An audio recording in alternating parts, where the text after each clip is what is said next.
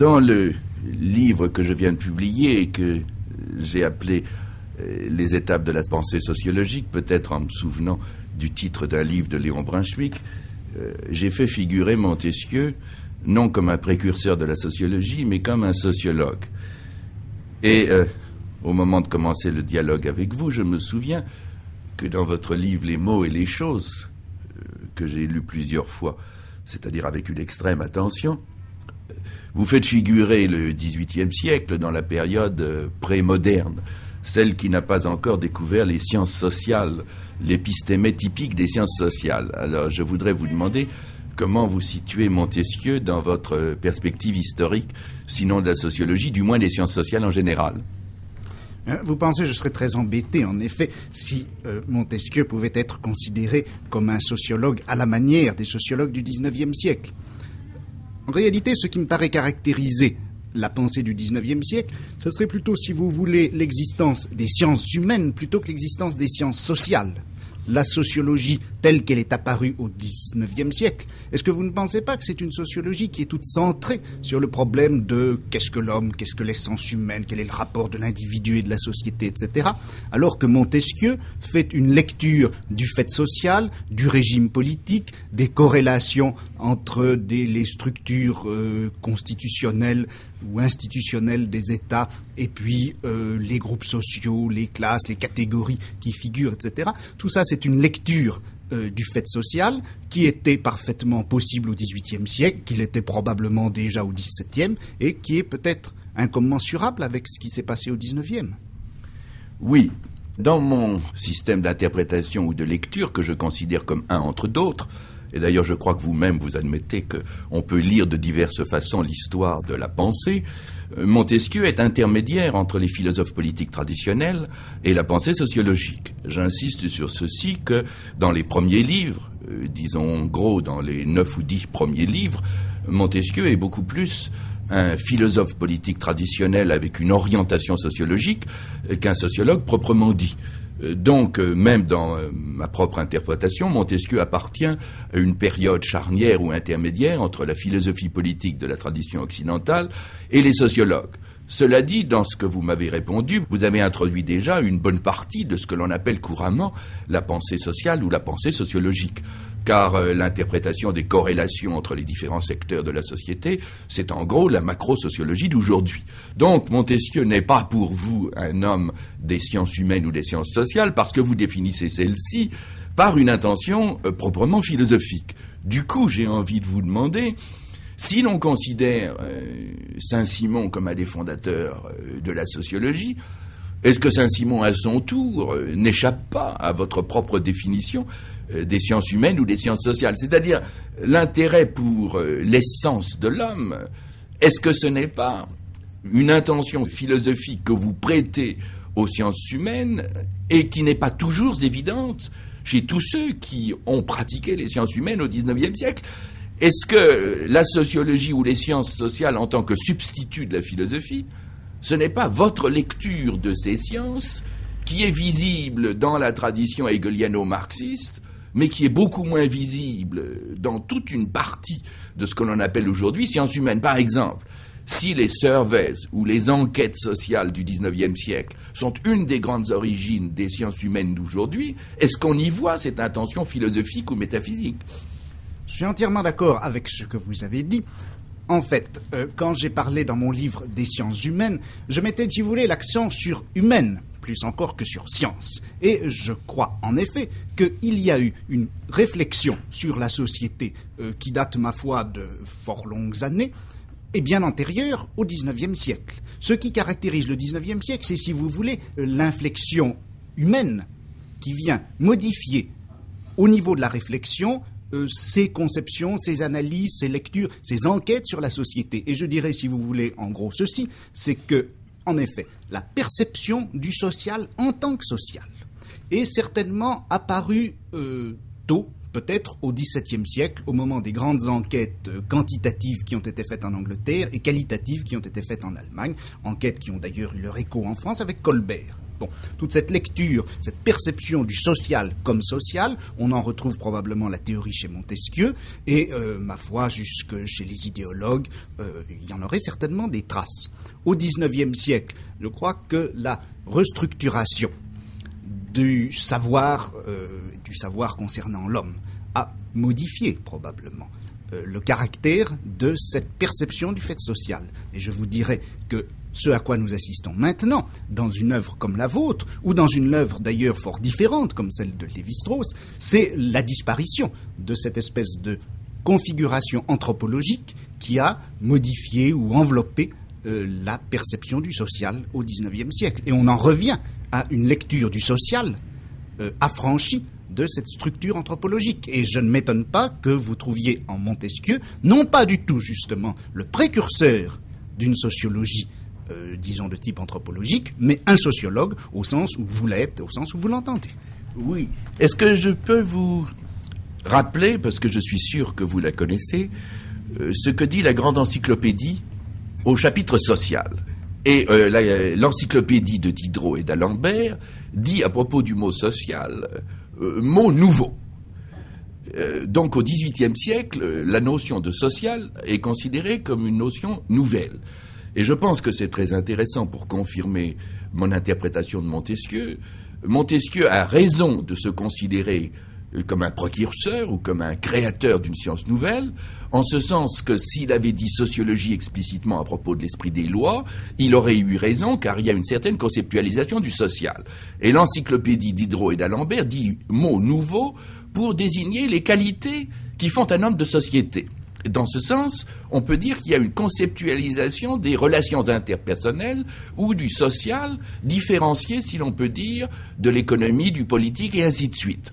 Et ce qui est l'originalité de la conceptualisation du social, c'est de voir ou bien un social sous-jacent à toute activité politique ou économique, ou bien de voir un social englobant les différents secteurs de l'activité humaine, ou englobant les différentes activités spécifiques que nous pouvons appeler religieuses, juridiques, politiques, etc.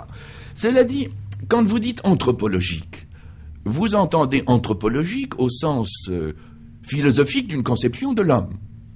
Et alors, la question que je voudrais vous reposer, vous dites que la dimension anthropologique disparaît de la sociologie de Lévi-Strauss ou de la mienne. Est-ce qu'on ne pourrait pas dire aussi bien l'inverse?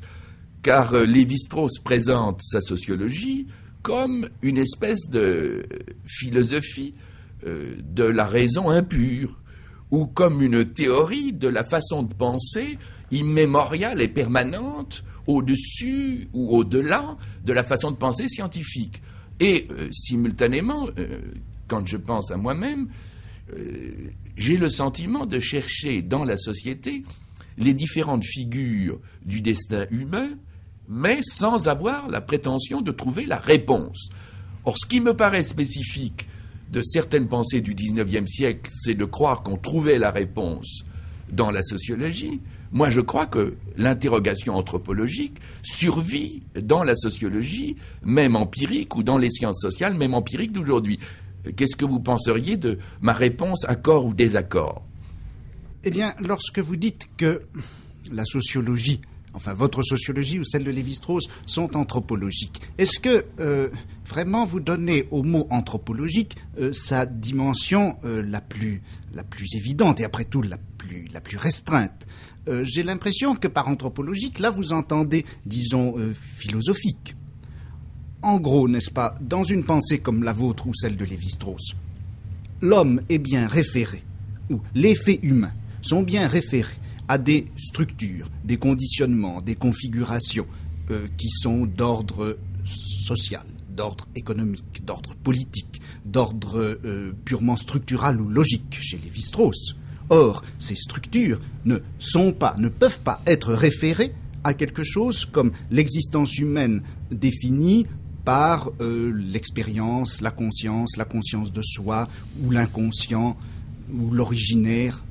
Et je crois que tout de même, votre grand débat d'autrefois avec l'existentialisme se situe bien à peu près dans cette dimension. C'est-à-dire que pour vous, l'existence humaine est à référer à des structures et à des conditions, au lieu d'être référé à sa propre activité de fondement. Vous n'êtes pas fichtéen, si vous voulez. Je ne suis certainement pas fichtéen, et je pense que, et vous pensez comme moi, que toute existence humaine est socialisée. Et d'une certaine façon, ce qui fait à la fois peut-être la grandeur et la tragédie de la destinée humaine, c'est que nous ne pouvons pas concevoir une humanité qui ne soit celle d'une certaine société. Et une des raisons peut-être pour lesquelles les guerres sont difficiles à éliminer, c'est que l'homme ne peut pas ne pas donner une valeur absolue à ce qu'il est. Ce qu'il est au plus profond de lui-même est fait par la société à laquelle il appartient, de telle sorte que toute anthropologie est à nos yeux en même temps une sociologie. Mais ce qui signifie aussi qu'aucune sociologie n'est finale.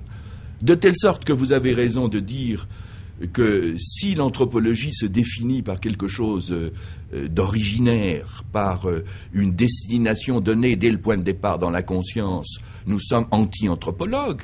Mais si nous essayons à chercher, au-delà de la diversité des sociétés, ce qu'est la destination humaine, enfin, si, comme je l'ai écrit il y a 40 ans, nous cherchons la destination humaine au-delà de la destinée, est-ce que les sciences sociales ne nous ramènent pas à une interrogation philosophique, sans cependant nous donner la réponse? De telle sorte que quand j'essaye de défendre à la fois une sociologie empirique et une sociologie philosophique, je dis la donnée, c'est que notre conscience est inévitablement socialisée. Mais que cette socialisation, quand nous en prenons conscience, nous oblige à nous interroger sur quelque chose qui dépasserait chaque socialisation particulière. Et de cette manière, je crois qu'on retrouve la philosophie, et même une certaine philosophie existentielle, non pas en deçà de la sociologie, mais au-delà. Ce en quoi j'étais non existentialiste, et en quoi je suis contre, par exemple, la critique de la raison dialectique, c'est cette extraordinaire prétention de faire un fondement de la sociologie à partir de la conscience nue, cependant que je crois que toute sociologie poussée jusqu'au bout repose des questions philosophiques. Ce qui m'amène, pour ainsi dire, à vous poser une autre question. Vous dites à la fin de votre livre, c'est que la mort de Dieu entraîne la mort de l'homme. Qu'est-ce que vous entendez par là? Est-ce que vous ne pensez pas que nous sommes aujourd'hui, par les sciences humaines, plus conscients du problème de l'homme que nous ne l'avons jamais été? Et êtes-vous sûr de voir déjà l'épistémé où il n'y aurait plus de sciences humaines? Est-ce que vous n'êtes pas nietzschéen à ce moment-là? Est-ce que vous ne sortez pas de votre propre méthode de l'analyse de l'épistémé des différentes époques? Si vous voulez, je dirais que la configuration épistémologique, dont la mort de Dieu annonce probablement la fin, cette configuration, on peut la définir d'un mot, c'est la revendication pour l'homme du droit à être sujet et objet de la philosophie et du savoir qui porte sur lui-même homme. Ce que vous avez fait, je crois, dans votre œuvre sociologique, ce qui se passe actuellement, c'est la dissociation entre, si vous voulez, l'homme comme objet de la philosophie et puis l'homme comme sujet de sa propre expérience. J'ai dit tout à l'heure objet de la philosophie, je voulais dire objet du savoir, objet des sciences humaines, etc. Il est évident que l'homme, comme sujet de sa propre expérience, appartient à une société, à une culture, appartient à un champ qu'on doit pouvoir structurer. J'emploie structurer au sens faible, c'est-à-dire au sens large du mot. Donc un champ qu'on peut structurer. Ceci dit, l'homme comme objet de la réflexion, comme objet du savoir, comme objet de l'analyse, c'est un champ qui est évidemment entièrement ouvert pour nous. Et je crois que votre œuvre, précisément, l'a ouvert. Mais l'a ouvert par une dissociation entre l'homme-sujet et l'homme-objet, si vous voulez, un postulat anti-fichéen qui me paraît caractériser la pensée contemporaine. Oui, je ne voudrais pas poursuivre ce dialogue parce que je ferai immédiatement une réserve sur la tendance fichéenne et la tendance hegelienne, et vous me diriez que les deux font partie de la même épistémé, et nous serions obligés de nous élever à un niveau d'abstraction et d'air raréfié, où le sociologue que je suis à moitié devenu respirerait difficilement.